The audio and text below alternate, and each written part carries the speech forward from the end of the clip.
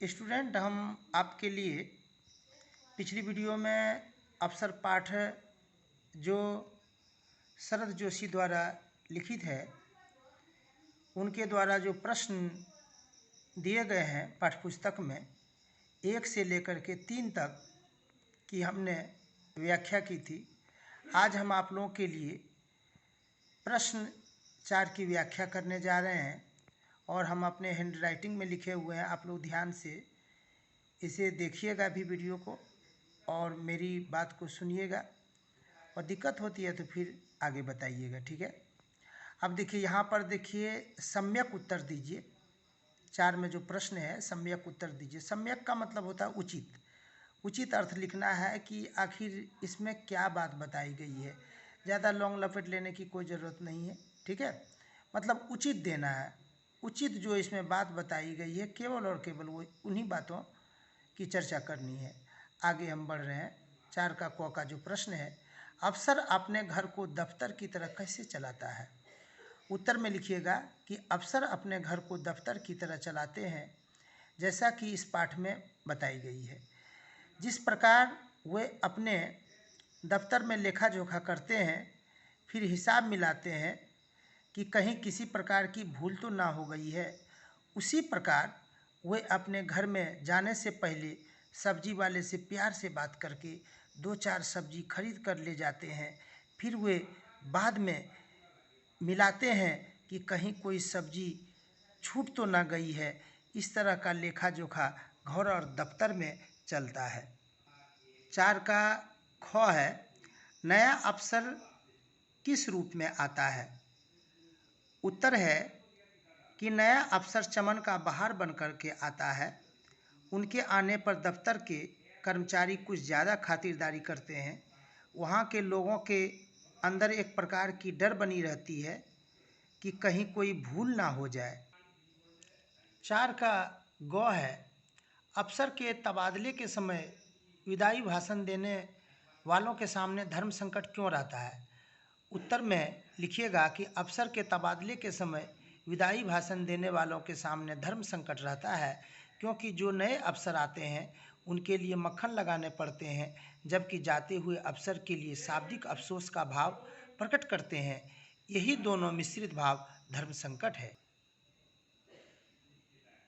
4 का घ है, प्रश्न, अफसर के बारे में बहस का विषय क्या है।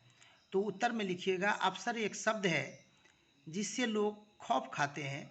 लोग यही हमेशा सोचते हैं कि आखिर ये कैसे बने हैं, ये जन्म से ऐसे होते हैं या अफसर किस सांचे में ढलकर तैयार होते हैं। यही शब्द लोगों के लिए बहस का विषय है।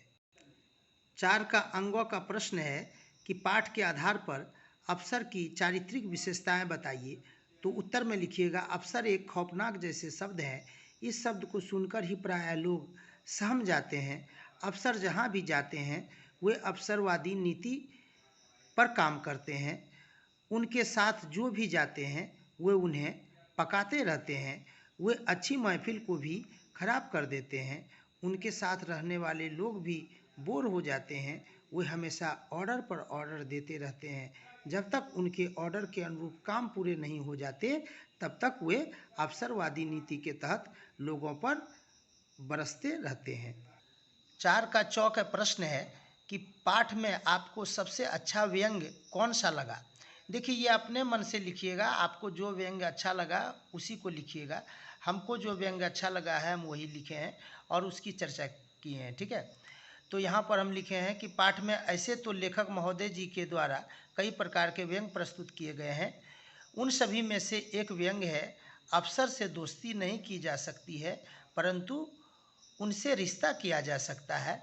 ये व्यंग्य हमें अच्छा लगा क्योंकि दोस्ती को लेखक ने एक पवित्र बंधन के रूप में देखा और उनसे ना करने की भी सलाह दी। इस व्यंग्यात्मक रचना को पढ़ने के बाद छात्रों को ये समझ में आएगी कि अफसर वाली नीति बेकार है और उसे उस तरह से जीना अच्छा नहीं है।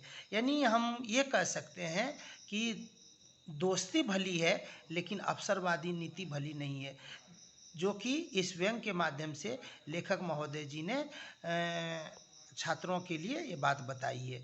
ठीक है, यानी कहने का मतलब है कि दोस्ती जो है सबसे पवित्र बंधन है और अवसरवादी नीति एक घटिया से घटिया शब्द के रूप में भी है और व्यंग्य के रूप में भी है और लोगों का मन में एक तरह से खौफनाक मंजर की तरह भी है।